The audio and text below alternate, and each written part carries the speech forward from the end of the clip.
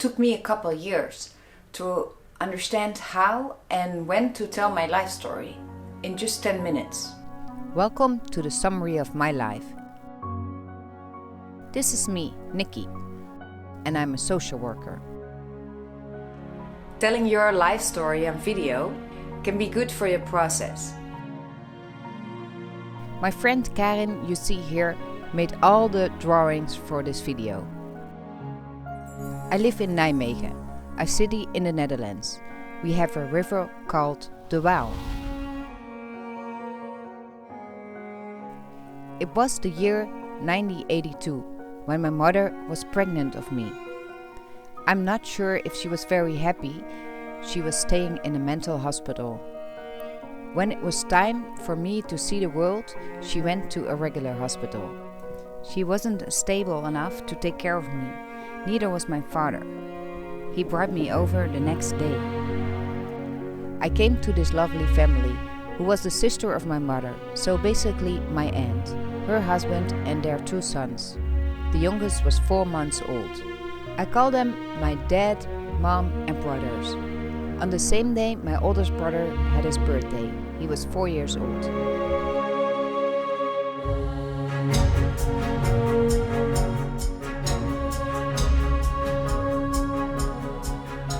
After my mom and dad got divorced, my mom got a baby and I call her my little sister.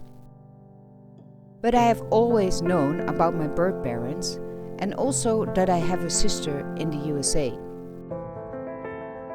My birth parents traveled in the USA before my sister and I were born. They met some friends there, Patricia and Fred. When my sister was born in the Netherlands, they went back to their friends. And because my parents felt they had no choice, their friends adopted my sister. They all met at this post office where Patricia was working, in this small village called Bridalville.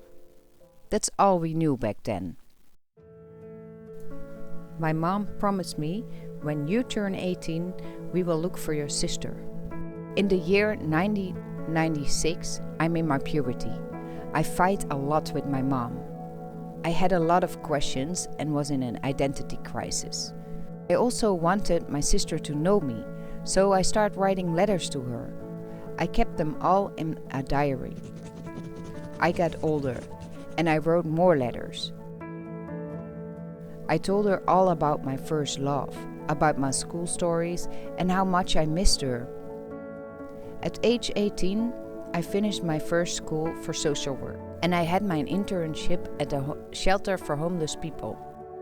Also at age 18, I asked my mom if she remembered her promise to search for my sister, and she said, okay.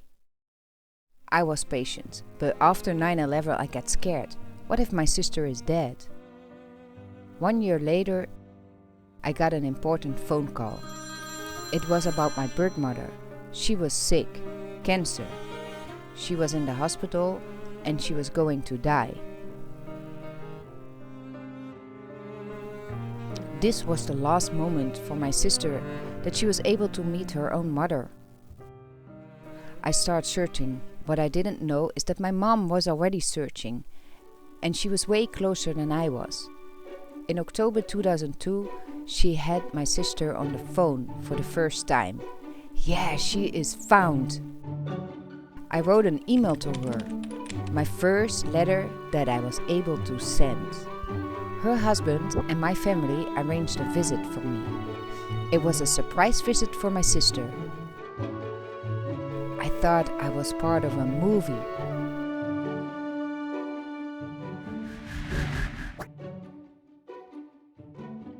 October 20th, and we have Nicky. This is Laura's sister, who she's about to meet her sister for the first time.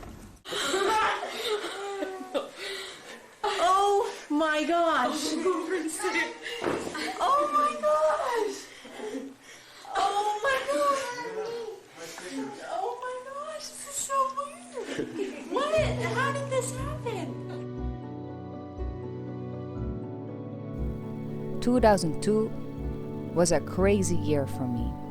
I was only 19 years old, but had so much to process. Our birth mother died. My sister never saw her. She couldn't travel and she has good reasons for that. After the funeral from our mother, I started planning to go back to my sister for 3 months. In the time that we were together, we got to know each other. We had a lot of similarities. We laughed about the same jokes. We liked to play board games.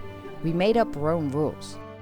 And we came up with the same ideas or solutions. And what was so weird, without knowing from each other, in the same year we signed up for nursing school. And also we both took another path. I chose to be a social worker. People say we have the same funny walk. There are many similarities, but also some differences. My sister is raised in America and I'm raised in the Netherlands. She speaks English and I Dutch. And my sister was already a mom. We had some cultural differences, but I love spending time with her. It was a very nice experience. Bye-bye. Bye-bye. After 3 months, I went back to the Netherlands. I was turning 21 and had a job with people with special needs. I couldn't handle the night shifts. I couldn't sleep well and I got sick. The doctor called it a depression. Looking back on it now, I think I still had a lot of things to process. And I didn't know how to grieve or ask help for that. After 3 months rest, I went back to work without night shift and I felt way better. In 2005, I left my home and met a boyfriend and I started living with him. He had 2 beautiful kids. I wanted to start a family like my sister had, but things didn't work out. In 2008, I went to my friend living above her bar. She was the owner, and even though I was sad about the breakup, I had a good time living there. I was still working in healthcare. In 2009, I got the chance to go and work in Massachusetts for 1 year. It was still a 5-hour flight away from my sister, but I hoped living closer to her will help our bond to get closer. But for emotional reasons, it didn't. I was still struggling with the distance and the complexity of not being raised together. It's a perfect day for the road. Anyway, I had a good time working and living experience that year. In 2010, I went back to the Netherlands, and after 2 years, I left my hometown and started living in Nijmegen. I got my bachelor degree in social work and bought my own apartment.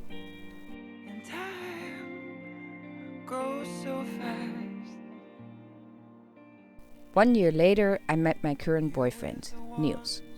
Together, we took a lot of more visits to my sister. Niels and I share the passion for camera and film. I started my own YouTube channel and I started making videos for my sister. Those videos and good talks with her helped us to get closer. We are very close now. I work now 20 years as a social worker. Making videos also brought me an extra dimension in my work and made also videos in Dutch about healthcare on another YouTube channel. Telling your life story on video or another medium can be good for your process. It helps to understand and healing traumatic events. You can literally show the people you care about what really matters in your life.